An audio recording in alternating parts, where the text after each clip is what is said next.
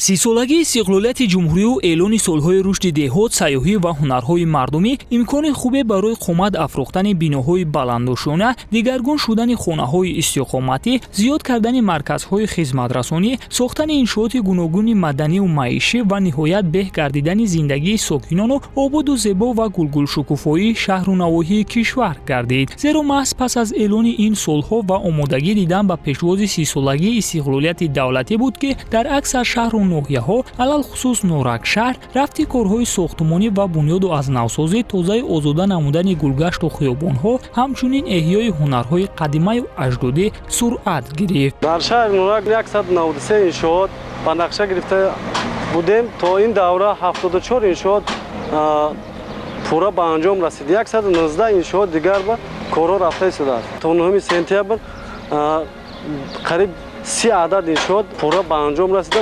пешкаши мардуми шаҳри Норак мегардад. амалӣ гардидани чунин тадбирҳои созандаи ободгарона дар шаҳри Норак аз он гувоҳӣ медиҳад ки мардуми шарафманди ин диёр, хусусан соҳибкорони дасткушоду ватандӯст, ташаббусҳои ҳукумати ҷумҳурии Тоҷикистонро ҷиҳати саҳмгузорӣ дар ободии маҳал ва муҳайё намудани шароити созгор баҳри ҳамватанон дастгирӣ намуда, ҳама якҷо барои беҳтар сохтани шароити зисту зиндагии худ ва ба шаҳри афсонавӣ табдил додани ин макони нозанину хушбоду ҳаво талош меварзанд. аз тарафи соҳибкорон ҳамавақт дида мешавад ки як сохтмони майдончаи варзишӣ, инчунин сохтмони марказҳои хизматрасонӣ ва инчунин сохтмони нуқтаҳои фурӯши сӯзишворӣ ба чашм расида истодааст ва инчунин онҳо низ барои беҳтар намудани сатҳи зиндагӣ ва кам кардани сатҳи камбизартӣ ва таъмин намудани мардум бо ҷойҳои кори доимӣ хизмат менамоянд. Дар 15-20 сол гармӣ месӯхтанд одамҳо. Ягон ҷой чӣ набуд, на свет буд, на як чӣ буд, на ободонӣ буд, на дарахт буд, не чӣ.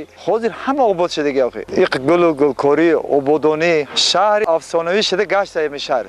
ки ҳамақа зебо шудааст, рӯз аз рӯз зебо шуда рафтааст ҳамин шаҳри Норак. Қариб 50 сол ҳаминҷо зиндагӣ ва фаъолият менамоям. Як вақтҳо ҳамин Норак як қишлоқи оддӣ буд. Аз ҳамон соли 1960 ки ҳамчун шаҳр иро эълон карданд, шаҳри Норак ба яке аз шаҳрҳои табдил ёфт ки шаҳре ҳаст ҳама бузургтарин. ҳар рӯз як навигарӣ, як навсозӣ дида мешавад. бояд гуфт ки чунин иқдомҳои бунёдгароӣ дар шаҳри Норак имрӯзҳо бо ташаббуси ҳукумати мамлакату мақомоти иҷроияи маҳаллии ҳокимияти давлатии шаҳр ва саҳми ашхоси саховатпеша анҷом пазируфта, барои дар сатҳи лозима пешвоз гирифтани 30-солагии истиқлолияти ватан ба таври шабонарӯзӣ корҳои сохтмониро ба роҳ мондаанд ва масъулин талош меварзанд то ҳамаи биноҳои сохташаванда ҷавобгӯ ба талаботи стандартҳои меъморию сохтмонӣ ва замони муосир бошанд. дар шаҳри Норак чунин дидем сифати корҳои сохтмонӣ хуб мебошад. рафти корҳои сохтмонӣ бо суръат идома дорад. бунёди партовгоҳи замонавӣ дар ҳудуди шаҳр яке аз он иншооти ҷашние маҳсуб меёбад ки пеш аз муҳлат сохта шудаю барои 15 соли минбаъда пешбинӣ шудааст. Строительство нового полигона и реабилитационную работу на существующем полигоне начался в 2019 году. Проект строительства на 1 год мы должны были закончить в 2020 году, конец июля, но мы готовимся, иншаллах, начало июня сдавать этот проект. Это первый проект, который строился по европейским стандартам. И за это мы благодарим нашего президента Таджикистана и правительства Таджикистана, и, конечно, город за эту помощь, которую мы вовремя смогли построить это и сдать этот мусорный полигон. мавриди тазаккур аст ки маҳз эълони солҳои рушди деҳот, сайёҳӣ ва ҳунарҳои мардумӣ ҳамзамон 30-юми солгарди истиқлолияти давлатӣ тавонист дар кӯтоҳтарин муҳлат қисми зиёди мушкилоти мардумро бартараф созад. чун ба гуфтаи худи масъулини шаҳр пас аз соҳибистиқлолӣ то ин дам агар ҳамагӣ беш аз 300 иншооти гуногуни маданию маишӣ аз нав бунёд гаштаю мавриди хизматрасонии сокинон қарор гирифта бошад, танҳо дар эълони ин 3 сол 193 иншооти гуногун бо тарҳи наву замонавӣ ва тамоми шарту шароит ба нақша гирифта шудаасту корҳои сохтмонӣ дар ин самт рафта истодааст ки сари ҳар як сол 64 биноӣ рост меояд. воқеан агар корҳои созандагӣ бо ин тарз сурат гирад, дар кӯтоҳтарин муддат метавон худи шаҳрро аз навсозӣ карду дигар гун.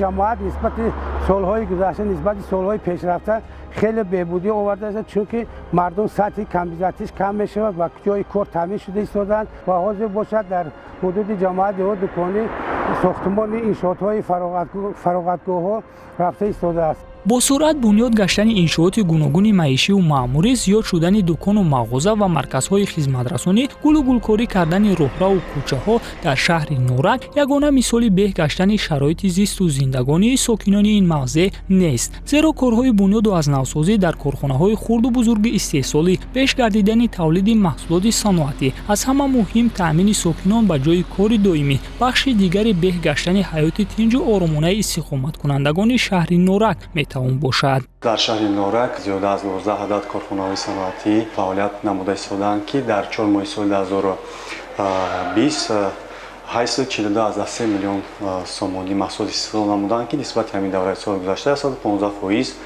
زیاد شده ایستاده است.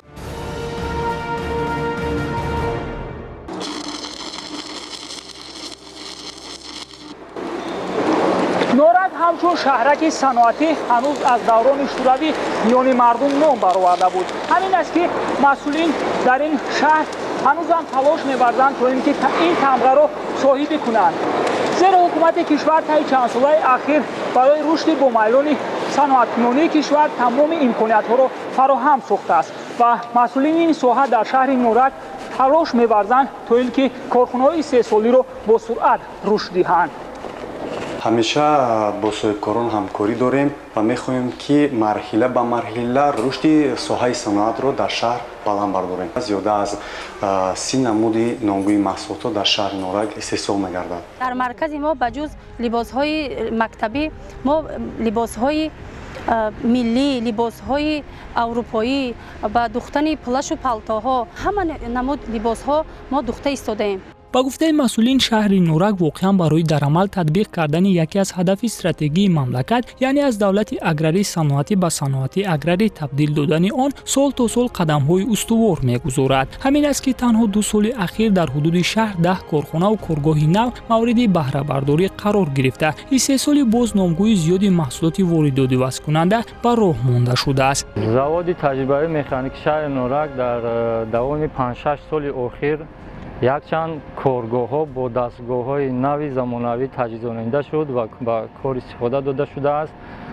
зиёда аз 25 намуд маҳсулот истеҳсол менамояд. ҳамаи маҳсулотҳо бо стандартҳои замонавӣ ҷавобгӯ мебошад. аз қабили электрод, тамғаи mr3 мебарад, армасеткаҳо ва бисёртар қолабҳои ғайристандартӣ ки аз ҷониби нерӯгоҳи барқии обии шаҳри Роғун ба мо супориш мешавад.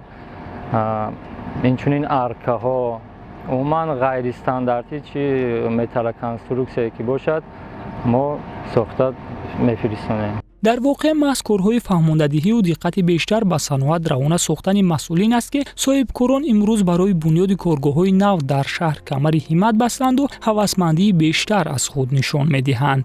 با مقصد عملی نمودن هدف چهارمی مملکت صنعتی کنونی کشور امروز از طرف صاحبکاران نظرف عبدالکریم یعنی کارخانه قم شغال در سال 2020 به نقشه گرفته شده است. امروز کارهای تخت هموارنمایی ادامه دارد و اینچنین از طرف صاحبکار محلی تبارک‌خان مراد заводи استحصال قم شغال به نقشه گرفته شده. حجتگذاری آن در سطح اداره و کمیته‌های سطح جمهوری قرار دارد. هرچند شهر نورک در سمت رشد کارخانه‌های صنعتی به قول موفق شده باشد اما مسئولین ساحه باز هم کوشش به خرج می‌دهند تا شماره کارخانه‌ها را تا جشن 30 سالگی استقلالیت باز هم زیاد نمایند. تشکیل شهر به این زیبایی که امروز همچون شهری صنعتی و برقچیان تاجیک معروف است، از بنیاد و ساخته شدن نیروگاه برقی آبی نورک در ساحل رود زرنسار وخش آغاز می‌گیرد. همین است که ساکنان باننگ و ناموس و میهن‌پرست این موضع حیات خود را بدون نیروگاه برقی آبی نورک تصور کردن نمی‌توانند، چون نیروگاه مذکور در بهتر گشتن زندگی و به جای کار دائمی و معاش خوب تامین بودن ایشان نقش کلیدی را می‌بازد. پیشرفت صنعت، پیشرفت همه ساحه‌ها امروز به برق تصور کردن نمی‌شود، برای که به برق یگان پیشروی نمی‌شود. ما ساکنان شهر نورک به نیروگاه برقی نورک زندگی خودمون رو تصور کرده نمیتوانیم، برای که حاضر با اساس زندگی اهالی می باشد. به شرافت همین نیروگاه بسیار ساکنان شهر نورک صاحب جای کار شدگی‌اند. زندگی ما نقض گذشته است. نیروگاه برقی آبی نورک یکی از کلانترین تولید کننده انرژی سبز در حدود آسیای مرکزی محسوب یافته. بیش از 40 سال می شود به دلها نور و به خاندان تاجیکستانیان روشنایی می بخشد و به کارخانه‌های خرد و بزرگ صنعتی شرایط مهیا می سازد تا فعالیت کنند و رشد. زیرا رشد همه بخش‌های خوجگیداری خلق از نیروی برق وابستگی کلان دارد. تجهیزات‌های نیروگاه برقی آبی نورک زیاده از 41 سال در استفاده می‌باشند. مهلت استفاده برای تجهیزات‌ها 25 سال بوده. سال 2019 20 مارس با اشتراک به‌واسطه پرزیدنت مملکت پیشروی ملت رسما تجدید نیروگاه برقی آبی نورک آغاز گردید. عین زمان کارهای تجدید و از نوسازی نیروگاه برقی نورک رفته ایستاده است. حالا در این کلانترین نیروگاه کارهای تجدید و از نوسازی آغاز گشته با جلب متخصصان بلندپایه خارجی و داخلی کارهای نصب و عوض‌کنی تکنیک‌های اگریگات‌های آن با مرام رفته ایستاده است و با انجام یافتن و پورا به کار درآمدن باز هم اقتدار تولید نیروی برق زیاد خواهد شد. نیروگاه برقی آبی نورک که زیاده از 55% طلبات انرژی برق جمهوری را تشکیل می‌دهد، بعد تجدید و از نوسازی اقتدار توانایی نیروگاه برقی آبی نورک 12% زیاد می‌گردد. معارفچیان شهر نورک در برابر کارمندان دیگر بخش‌های خوجگی خلقی مملکت از میوه‌های شهدبار استقلالیت بی‌نصیب نمانده و دستاوردهای مهم صحابی نایل گردیدند. یکی از چنین موفقیت‌ها اشتراک خوانندگان در آزمون المپیادهای سطحی جمهوری و بین‌المللی و تامین گشتن ایشان به بهترین شرایط کاری عنوان می‌شود. پیشروی شهر نورک در سمت ساحه معارف دیده می شود، چون که سال به سال تعلیم و تربیت در مؤسسه ها بهتر و خوبتر شده است، زیرا آموزگاران صاحب کسب پیدا شده ایستادند تا اینکه در تربیت نمودن نسل آینده ساز سهم ارزنده خود را گذارند. مخصوص اگر این فعالیت سال 2019 20 را گیریم، شهر نورک فعالیتش بهتر و خوبتر است، زیرا سال گذشته اگر ما 59 نفر غالبان المپیادای ولایتی داشته باشیم، این سال 79 نفر غالبان دور سوم المپیادا را داریم. خوشبخت از آن هستیم که علاقه 2 خواننده صنف 11 ما در المپیادای جمهوری اشتراک کرده، یکی جای دوم و دیگری جای سوم را گرفتند.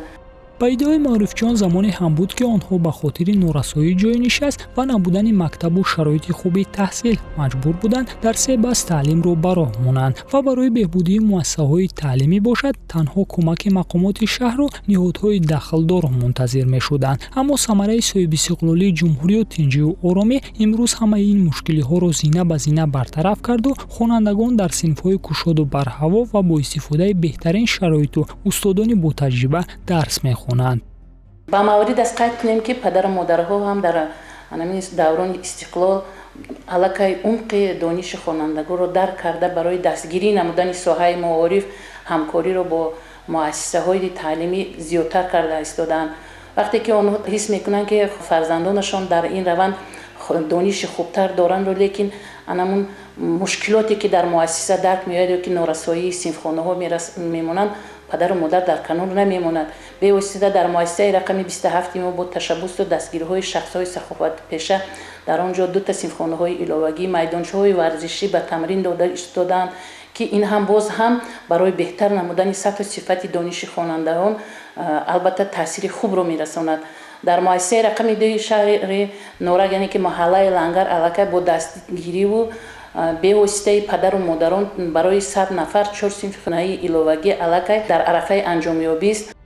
برای پیشرفت جامعه و دولت و حکومت ساحه معارف نقشی کلان می‌گذارد، زیرا محض اهل علم و ادب آموزگاران با تجربه متخصصان بلندپایه و دانشمند را آماده کرده با این وسیله در رشد دیگر ساحه‌های خوجگی خلقی مملکت سهم می‌گذارند.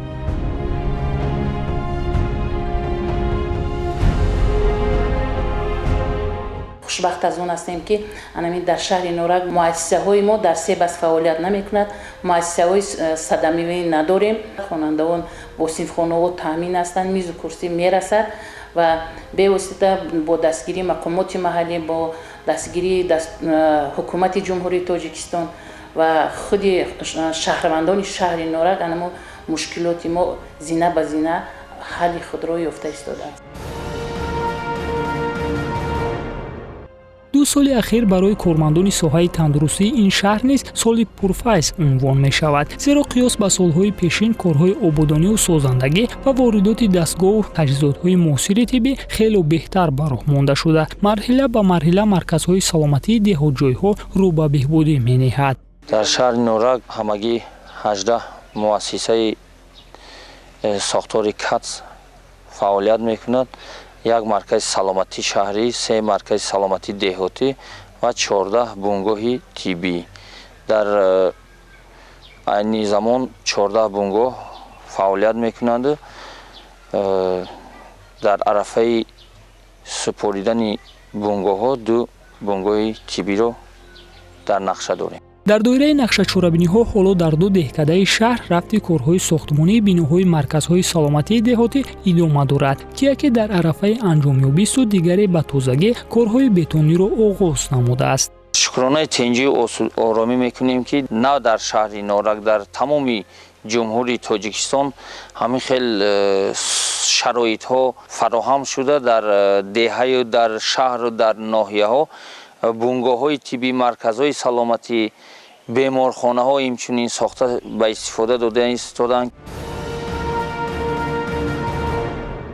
تا اعلان سالهای رشد دهات، سیاحی و هنرهای مردمی، قراقدوزی و بافندگی، گلدوزی و زرگری، گچکاری و طبق‌تراشی، صندوقسازی و آهنگری در مجموع هنرهای مردمی رو به نصف‌شوی نهاده بود. اما خوشبختانه پس از اعلان 3 سال همچون رشد دهات، سیاحی و هنرهای مردمی، اینچنین توجه زیاد ظاهر گشته نسبت احیای آن در شهر نورک هنرهای قدیمی و اجدادی دوباره زنده گشت و رشد کرد. طول 2 سال ما زیاده از 300 نفر را رایگان صاحب کسب و هنر نموده، کسب‌های دوزندگی، قنادی و زردوزی و قراقدوزی، مهره‌کشی و آنها این کسب‌ها را آموزانده، آنها الکی از کسب و هنر خود منفعت خوب یافته ایستادند. طول 1 سال می شود ما صاحب جای کاری دائمی گشتیم. از سالی که رشد سیاحی و هنرهای مردمی اعلان گردید، زن تاجیک به هنرهای خود دقت جدی داده هنر خود را چندان سیقل می‌دهند. واقعا اعلان سالهای رشد دهات، سیاحی و هنرهای مردمی در کشور سر کرده از احیای هنرهای قدیمی، جلب سیاحان خارجی، بهتر گشتن شرایط زندگی ساکنان سهم کلان گذاشت. زیاد شدن صف هنرمندان مورد بهره برداری قرار گرفتن انشاءات و توزیع آزاده گشتن دهکرده‌ها در شهر نورک خود دلیل گفته‌های بالاست. ما گلدختران نورک شهر شکرانه صلح آبادی تاجیکستان میکنیم. ما گلدختران نورک شهر در این مرکز بانوان دوختن پیراهن‌های تاجیکی، گلدوزی، مهره بافی یاد میگیریم و کوشش میکنیم که همه هنرهایی که به گوشه فراموشی رفته بودن از نو احیا نماییم. پیشتر زنان تاجیک بسیار خونشین بودند. حاضر از سال رشد سیاحی هنرهای مردمی گفته زیادی مردم زنی تاجیک به کارهای خود مشغول می شود. دوزندگی، پزندگی و دیگر بافندگی کارها خود مشغول می شود. در تمام دنیا هنر زن تاجیک پهن می شود.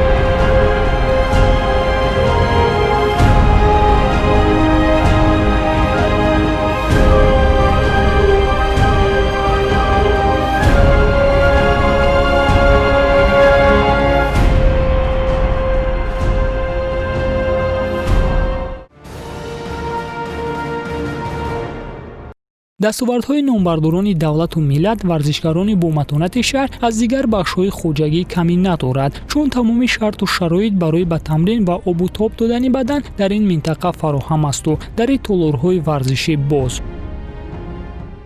дар шаҳри норак соҳаи варзиш сол то сол бо дастгириҳои пайвастаи асосгузори сулҳу ваҳдати миллӣ пешвои муаззами миллат президенти ҷумҳурии Тоҷикистон муҳтарам Эмомалӣ Раҳмон рушд карда истода аст.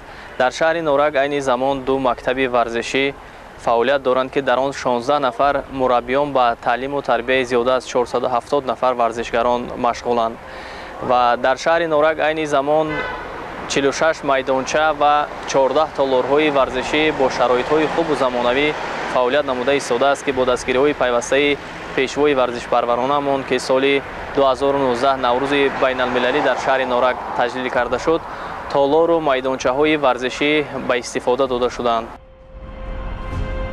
имрӯз варзиш дар ҷаҳони муосир аз маъмултарин соҳаҳои дониста мешавад ки ҳар нафаре ба он машғул ҳамеша тандуруст, нерӯманд, чусту чолок ва рӯҳану ҷисман солим мемонад. ҳамин аст ки бо дарку идроки гуфтаҳои боло наврасону ҷавонони норакшаҳр низ дар риштаҳои гуногуни варзиш машқу тамрин намуда ҳам вақти худро беҳуда зоеъ намекунанду ва ҳам бо ширкат варзидан дар мусобиқаҳои варзишӣ парчами давлату номи шаҳрашонро боло мебардоранд.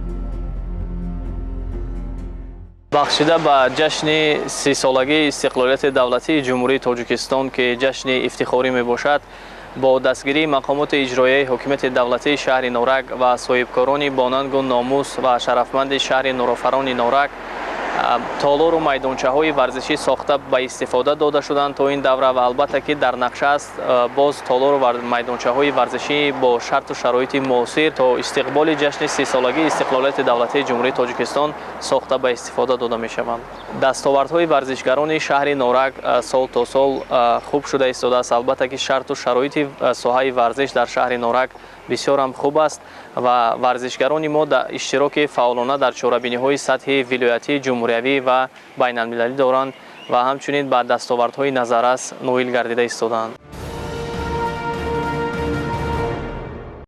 мавқеи ҷойгиршавии шаҳр боду ҳавои фораmu дилкаш, чашмаҳои мусаффо, кӯҳҳои сар ба фалак кашидаи нораку меҳмоннавоз будани сокинон агар сайёҳони дохилию хориҷиро ба ин диёр ҷалб кунад, тарабхонаю меҳмонхона ва истироҳатгоҳҳо бо тамоми шарту шароит дар ин шаҳр бошад, метавонад онҳоро ба ҷойҳои хобу хӯрокҳои гарм таъмин созад. ҳамин аст ки соҳаи туризм низ дар шаҳри норак сол то сол рушду инкишоф меёбад. дар шаҳр ду меҳмонхона барои қабули меҳмонон ва зиёда аз 200 минтақаҳои истироҳатию фароғатӣ ташкил карда шудааст ки бо тамоми таҷҳизотҳои замонӣ муҷаҳҳаз гардидааст ва метавонад меҳмонҳои хориҷии дур наздикро қабул кунад. ба ғайр аз ин дар шаҳри норак ки яке аз шаҳрҳои тарихӣ ва фарҳангӣ аст, дар ин ҷо осорхонаи дӯстии халқҳо ва китобхонаи дӯстии халқҳо фаъолият мекунад ки дар осорхона таърихи халқи шаҳри норак то истиқлолият ва баъди истиқлолияти ҷумҳурии Тоҷикистон маҳфуз аст. дар китобхонаи дӯстии халқҳо бошад зиёда аз 190 000 нусхаи китобҳои илмии адабӣ бо забонҳои русию тоҷикӣ маҳфуз аст. аз ин зиёда аз 25 000 нусхаи китобҳо бо дастхати худи муаллифон маҳфуз аст. сайёҳон метавонанд аз ҷойҳои дигари таърихии шаҳри норак дидан намоянд. туризм яке аз соҳаи афзалиятноку сердаромад ба ҳисоб меравад. ин аст ки сокинону соҳибкорони ватанпарвари шаҳри норак дар баробари табиати зебою афсонкор ва мавзеъҳои хушбоду ҳаво, растанию чашмаҳои шифобахши диёри худ барои инкишофи соҳаи сайёҳии минтақа аз тамоми имкониятҳо истифода бурда чунин ҷойҳои зебою диданиеро бунёд мекунанд то сайёҳаткунандагонро барои ташриф овардан ба шаҳри дӯстии халқҳо боз ҳам ҷалб намоянд. сайёҳӣ яке аз соҳаҳои сердаромадтарини ҷаҳон буда падидаи нави иқтисодӣ аст ки аз нуқтаи назари даромад яке аз самтҳои сердаромадтарин ба ҳисоб меравад. аз рӯи таҷрибаҳои давлатҳои мутараққӣ маълум мегардад ки соҳаи сайёҳӣ ё ин ки соҳаи туризм нисбати соҳаи саноати нафту газ ва нисбати автомобилсозию химиё дар мадди аввал меистад. соҳаи туризм аз як нуқтаи назар барои ғанӣ гардондани буҷаи давлат бошад, аз нуқтаи назари дигар ин муаррификунандаи тамаддуну таъриху фарҳанги миллат ба ҳисоб меравад. воқеан ҳар сайёҳи хориҷие ки бори нахуст ба тоҷикистон алалхусус шаҳри зебоиҳо Норак ташриф меорад, аз табиати дилчаспу мардуми меҳмоннавозу соҳибфарҳангаш дар ваҷ меояд ва албатта барои дидани дӯстони тоҷик ва тоҷикистони зебоманзар дар дил ҳаваси бори дигар баргаштанро мепарварад. шаҳр аз даври шӯравӣ шаҳри сайёҳӣ буд. манзараҳои зебо дорем, ҷои истироҳатгоҳҳо дорем дар шаҳр.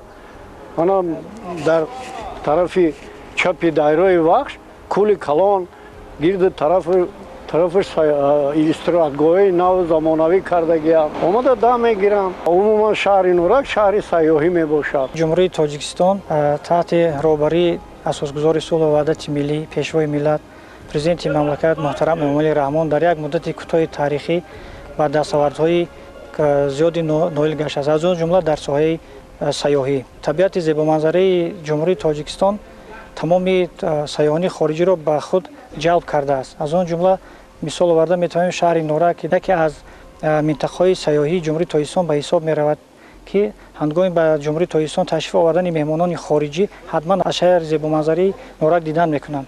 ба гуфтаи масъулини соҳа ҷумҳурии Тоҷикистон хусусан шаҳри Норак макони сайёҳон аст, чун нарху наво инҷо хело ҳам арзон аст ва аз ҷиҳати мавҷудияти захираҳои зиёди сайёҳӣ нисбат ба дигар шаҳру навоҳии кишвар низ фарқкунанда мебошад.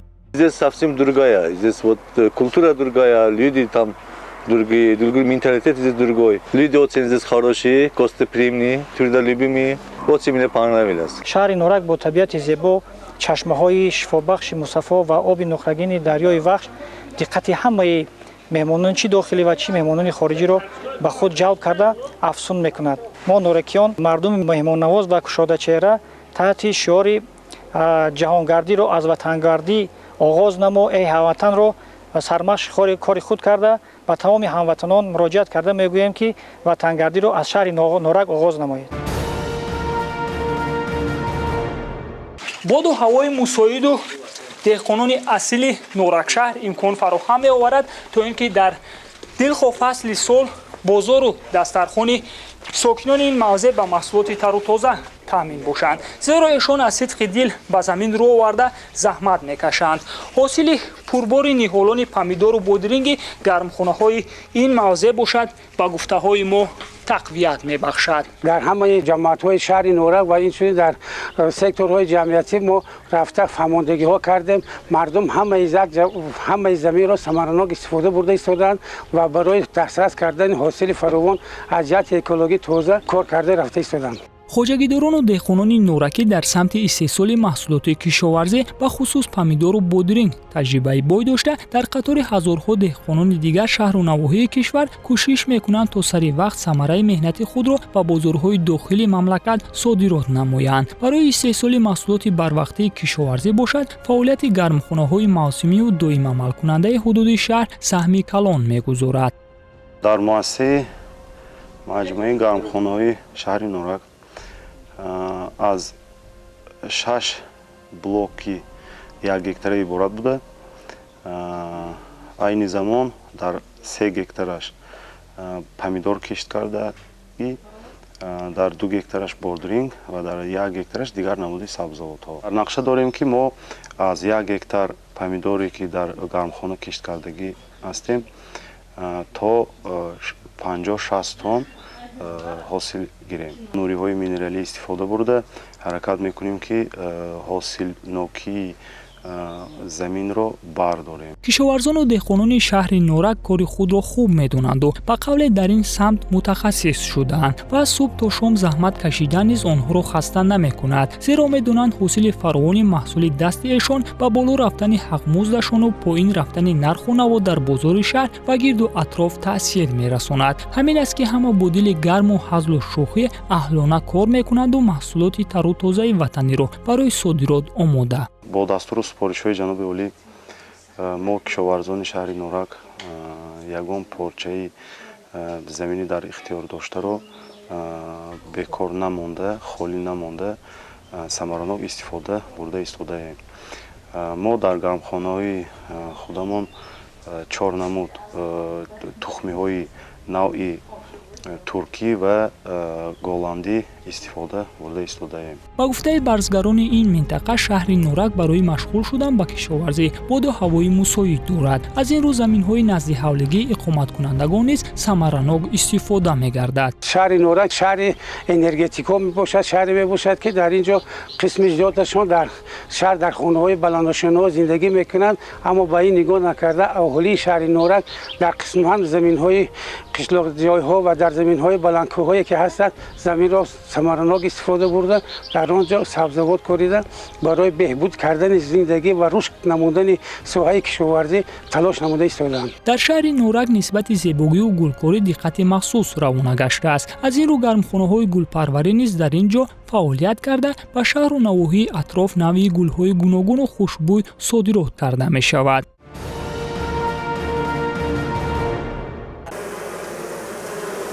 ҳарчанд Норак шаҳри аграрист, аммо сокинони меҳнатқаринаш ба соҳаи аграрӣ низ таваҷҷӯҳ доранд ва нигоҳ накарда ба шаҳрнишин будани худ кӯшиш мекунанд то ин ки ба кишоварзию чорводорӣ алалхусус занбури асалпарварӣ рӯ биёранду дар ин самт низ пешсаф бошанд. Вайсни Холмуродов аз ҷумлаи чунин нафароне аст ки чанд сол қабл хоҷагии худро ташкил карда дар ин росто фаъолият намуда истодааст. соли 2005 хоҷагии деҳқонӣ чорвопарвариро ташкил кардам. дар ин замина аз суханои пешвои муаззами миллат оиди занбурпарварӣ ман иқдом гирифтам ки вақти худро дариқ надошта ҳамин соҳаи занбурпарвариро ҳам дар хоҷагӣ дар роҳ бимонам. ҳозир дар хоҷагӣ 30 оила занбур парвариш мекунам аз 2010. раҳбари хоҷагии чорводории Юзмурод дар шаҳри Норак нигоҳ накарда ба самти фаъолият дар хоҷагии худ чорводорию занбури асалпарварӣ, деҳқонию боғдориро ба роҳ монда, аз ин ҳисоб буҷаи иқтисодии хонаводаи худро баланд мебардорад. хоҷагӣ ман на ин ки як чорводории занбурпарварӣ, аз он ҷумла хеле шумо дидед манол замин шудгор кардагӣ коркардаш тайёр нест. помидори дери, болгарӣ, лубиёгӣ низ каду ҳамин корорам мекунем, мезгаронем ки барои сабаби зиндагиро пеш бурдан. гарчанде заминҳои мо ҳам кишоварзӣ набошад, чарогоҳ ҳам ки боша, мо барои зиндагӣ бурдан мана як камтар зинабоғ кардем. шукр сево дар ҳосилам бастиян, баъзеш чормағзо бастиян. ҳозир аллакай қисмати болои заминда болгариро кӯчатшо гузарондем. чӣ шуморо водор кард ки ба кишоварзию чорводорӣ ва асалпарварӣ? аслан аку чорводорӣ ин дар хуну вуҷуди бобогии мо аст. аслан ҳамин бобоҳои мо ҳамин чорво қати омадагиай. не ки ба ин чорво нигоҳ накарда такрорам шава аз паёми ҷаноби олӣ, аз суханои ҷаноби олӣ ман иқдом гирифтам ки ҳамин занбури асалпарварирам роҳ да бимонам, зироаткорирам гарчанде замин камам ки боша ҳамин оилаи худма амин мекунам. боду ҳавои шаҳри Норак барои парвариши занбури асал чӣ гуна аст? боду ҳавои шаҳри Норак барои занбурпарварӣ ай моҳи март сар карда то моҳи июна ба дараҷаи олӣ шай. баъди моҳи июн ҳатман занбура ё пахтакор бурдан дар кор ё ки баландкӯҳо. агар ҳамин хел боду ҳаво офтобӣ хушрӯ биёяд, ҳамин хел умед дорем ки ҳар як қутии занбур то 25-30 килограмм асал мо бояд бигирем. кайфияти кори парвариши занбури асал мефтед? меган ки ҳамин занбур агар бигаза фоида дора. як занбур газид, мисол кардем як газдани занбур 2 глюкоза меган, 7 глюкоза духтура мехел меган. не ки ман ҳамин ҳис мекунам ки ҳар гоне ки занбура нигоҳ мекунам, коркард мекунам, хиёле мекунам ки асабам ором.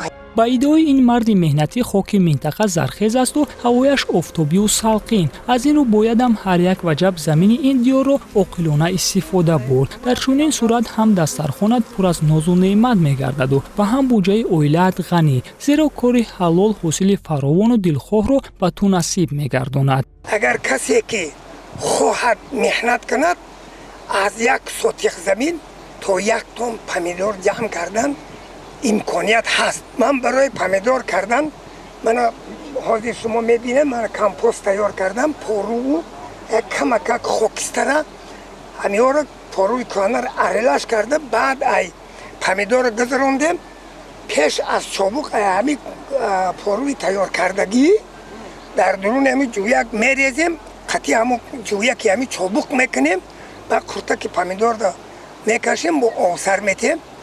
این پارو یک چیزی هسته که همه چیز به وایه میرسونه. زحمت شبانه روزی چنین شخصان مهنت دوست میتواند تمام بخش‌های خوجگی خلق مملکت را رشد دهد، چون وقتی خود را غنیمت میدانند و برای بهبودی زندگی تلاش می‌ورزند. 64 سر میده و کلان چهاربای شاخدار دارم، 214 سر مال میده دارم، 30 قطعه اویل زنبوره، قریب 1 هکتار زینه باغ دارم. من قسمتی بالایی باغ ده علاقه سیوا بستگیان، همه جا من وحدت یا داد میگن، خوشبختانه سیوای من خنک نزده. طلبات ساکنان را به گوشت پرهیزی به نوبت گرفته در حدود شهر حوضهای ماهی پروری نیز فعالیت می‌نماید تا 3 سال این نمود محصولات زیاد کرده شود و احتیاجات ساکنان به آن قانع. هر سال با مقدار 5 تن 6 تن با کمیش خای هر نمود ماهی را می‌روریم. ماهی پروری کاری و قدر خیلی نیست، فقط ماهی را میاری پرورش میکنی، خوراکش با تابش میتی. اکد ماهی‌های هستند که ای مدتی همو جای و آبش موافق می‌آونده. اینا ای ما فقط به غرض فرل و شیرماهی دیگه همه ماهی دا مطابقه جا آب. امتیازهای ساحه و مساعده باد و هوا و درآمدناک بودن ماهی پروری را به نوبت گرفته رهبر خوجگی ماهی پروری گلماهی تصمیم دارد حوض‌های در اختیار داشته خوجگی را آینده باز هم زیاد گرداند که این چیز از یک طرف در فراوان و دسترس بودن گوشت پرهیزی به ساکنان شهر تاثیر رساند، از جانب دیگر در تامین جای کاری به ساکنان به شغل سهم خواهد گذاشت.